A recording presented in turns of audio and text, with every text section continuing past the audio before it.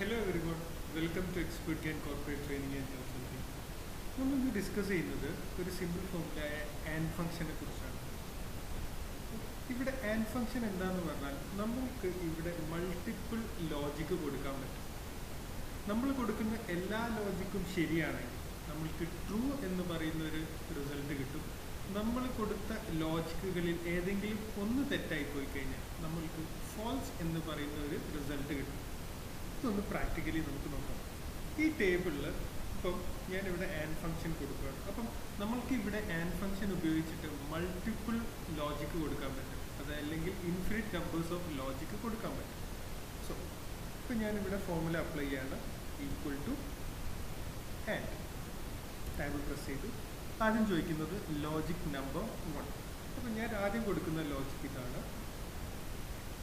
D4 equal to yes. അടുത്തത് logic number 2.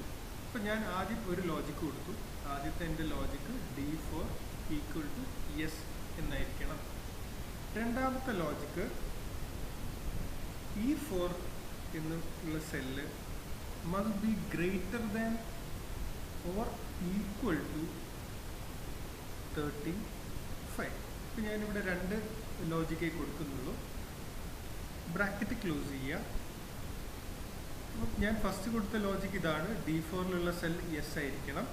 രണ്ടാമത്തത് E4ലുള്ള cell ഒന്നെങ്കിൽ 35 ആയിരിക്കണം, അല്ലെങ്കിൽ 35നേക്കാളും കൂടുതലായിരിക്കണം. ഞാനിവിടെ ലോജിക്ക് കൊടുത്തു. എനിക്ക് ഫോൾസ് ആണ് റിസൾട്ട് കിട്ടിയത്. ഇപ്പം ഇവിടെ നോക്കിക്കഴിഞ്ഞാൽ നമ്മളുടെ ഒരു ലോജിക്ക് കറക്റ്റായിരുന്നു. എന്ത്? D4 ഈക്വൽ ടു യെസ് എന്ന് പറഞ്ഞു. പക്ഷേ E4 34 ഉള്ളൂ. അപ്പം ഞാൻ കൊടുത്ത logic greater than or equal to 35 എന്നാണ്. അപ്പം അത് ഞാൻ അപ്പം നമുക്ക് കിട്ടിയ റിസൾട്ട് ഫോൾസ് എന്നാണ്. ഇനി ഞാൻ അതേ ഫോർമുലയിൽ പോയിട്ട് E4 greater than or equal to 34 എന്ന് കൊടുക്കുകയാണെങ്കിൽ എനിക്കവിടെ ട്രൂ എന്ന് പറഞ്ഞ റിസൾട്ട് കിട്ടും.